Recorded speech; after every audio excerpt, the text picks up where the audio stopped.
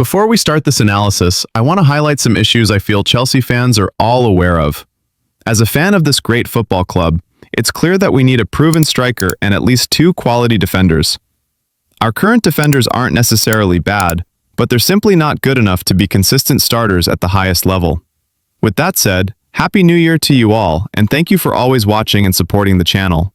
Now, let's get back to the video. Chelsea drew 2-2 at home against Bournemouth, with both managers lining up in a 4-2-3-1 formation. So, when Bournemouth had the ball, they were very comfortable building from the back and pushing play higher up the pitch. You'd often see the two center-backs, Senesi and James Hill, split wide, effectively forming a back three with Petrovic.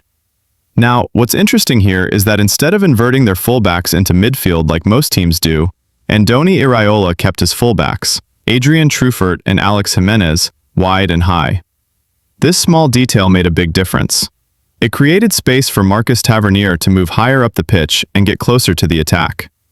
Because of this, Bournemouth regularly attacked with 5 players. You'd see Semenyo, Kluivert, Brooks, Evanilson, and Tavernier all occupying Chelsea's defensive line. The idea was simple: stretch Chelsea's back line as much as possible and force them into a decision. Either drop off and reduce the press, or stay aggressive and risk being outnumbered in their own half. Chelsea tried to deal with this by using a man-to-man press. Maresca's side looked to force the play to one side and then jump aggressively. But notice this: Chelsea only committed 4 players to the press: Palmer, Delap, Garnacho, and Estêvão. Palmer's job was to stick close to Scott, making sure he couldn't receive the ball freely. Delap pressed whichever center-back had possession, trying to force the ball wide. Meanwhile, Garnacho and Estêvão didn't press immediately.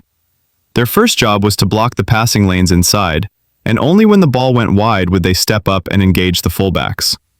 On paper, this pressing structure made sense. But Iraola had already prepared a solution. You'll often see Semenyo dropping deep to receive the ball from the fullback.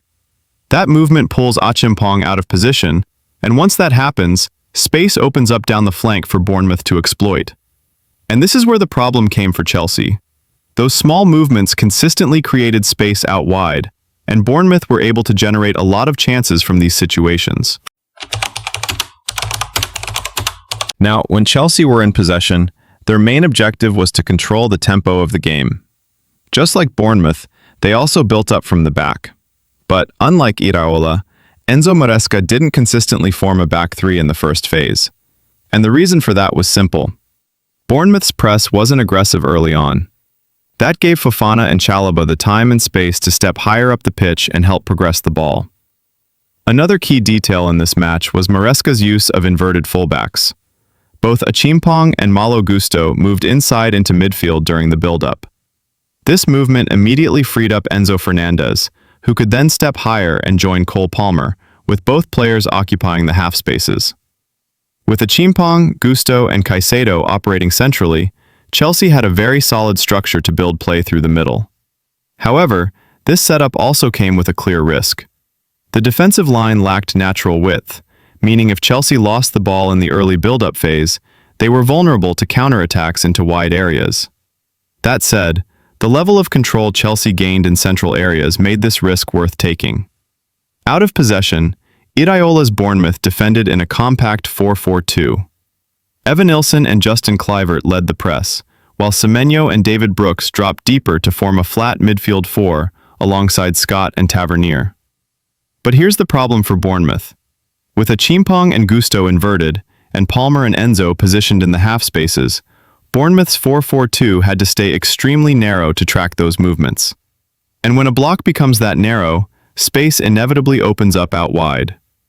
This created clear passing lanes from Chelsea's defenders straight into the wingers.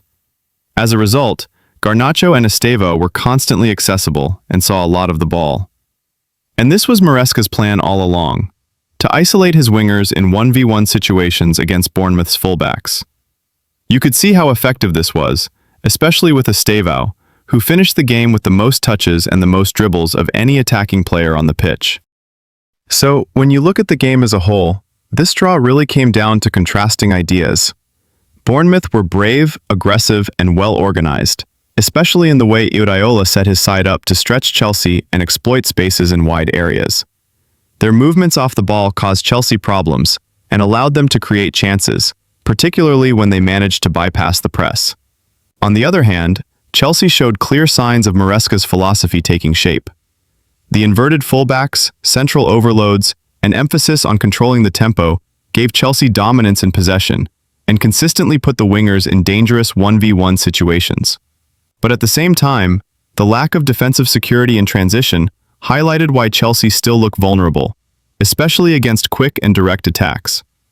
In the end, the 2-2 draw feels like a fair result. Chelsea had control and moments of quality, but Bournemouth's structure and game plan ensured they were never out of the contest.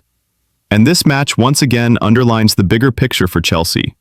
The ideas are there, the structure is improving, but the squad still needs key additions to fully execute this style at the highest level.